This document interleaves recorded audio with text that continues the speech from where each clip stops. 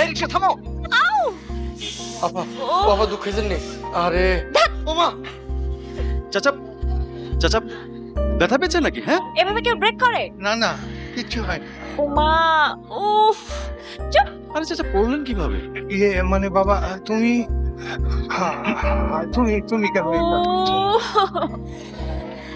আমি আমি আমি সামলাচ্ছি, তুমি চিন্তা করো। উফ আই সাইড কর তো।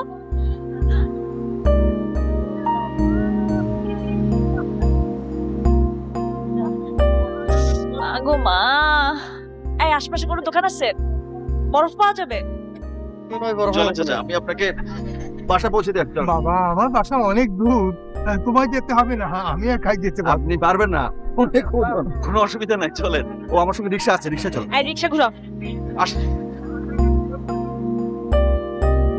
রিক্সা লাগবে না, অসুবিধা নাই, আমরা হাঁটতে হাঁটতে গল্প করতে যাবো। চল আসেন। আচ্ছা আসেন ঠিক আছে চল। কি ব্যাপার, বাজারের অবস্থা কেন? মোটা মোটা চাষের লতি, এটা কে খায়? আমি খাই না আপনার ছেলে খায়? এর চেয়ে ছোট পটল আপনি আর পান নাই না? বেগুন লাউটা অবশ্য ভালো, কিন্তু নখ ঢুকায় ঢুকায় তো আপনি একদম লাউটাকে বিষাক্ত বানায় ফেলছেন। কি করবো, নখ দিয়ে টেস্ট না করলে বুঝবো কি করে লাউ বুড়ো না এই কচি? তাই বলে কি আপনি আপনার নখ ঢুকে দেবেন নাকি লাউয়ের ভিতরে? আপনার সমস্ত নখের মলা তো এখন ঢুকে গেছে লাউয়ের ভিতরে। আরে আপনাকে বললাম নতুন আলু আনতে, পুরো আলু আনছেন কেন? নতুন আলুতে ভর্তা খাবো বললাম না? আপনাকে কে বরবটি আনতে বলছে? বলছি আপনাকে?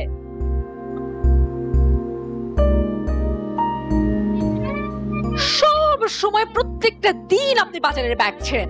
প্রত্যেকটা দিন আমি আপনাকে বাজারের ব্যাগ দিতে পারবো? বাজারের ব্যাগটা উনি ছিঁড়েননি তো, জিনিসপত্র ভারে বাজারের ব্যাগটা এমনি এমনি ছিঁড়ে গেছে, ওনার কোনো দোষ নেই। এই ছেলে তুমি কে? ওই তো আমাকে। আপনি দাঁড়ান, আপনি দাঁড়ান, আপনি দাঁড়ান। তুমি এতক্ষণ এখানে দাঁড়িয়েছিলে? তুমি দাঁড়িয়ে তুমি আমার সমস্ত কথা তুমি শুনছো? এতক্ষণ ধরে ছেলেটা এখানে দাঁড়িয়েছিল, তাহলে আমি দেখলাম না কেন? আমি কি আন্ধা হয়ে যাচ্ছি নাকি? ওই তো আমাকে সাহায্য করে এখানে নিয়ে এসেছিল। হ্যাঁ আমি তো জানি, আপনার তো একটা কাজ করার জন্য 10 জন লোক লাগে। প্রতিদিন সকালে আপনি আমাকে বাজার করে দেন, আর প্রতিদিন সকালে আমার মাথা খারাপ, সারাক্ষণ শুধু চিল্লাও আসমা, এই আসমা।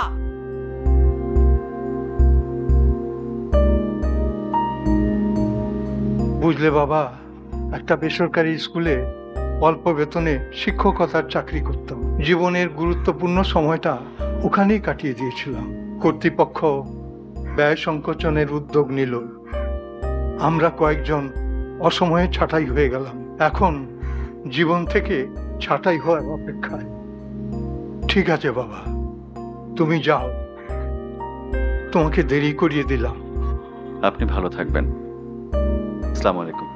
ওয়ালাইকুম আসসালাম। শোনো বাবা,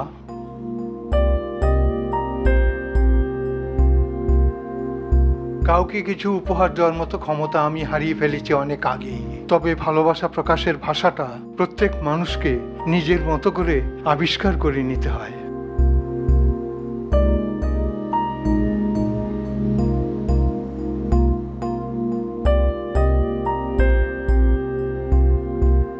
এটা তোমার জন্য আমার ভালোবাসা।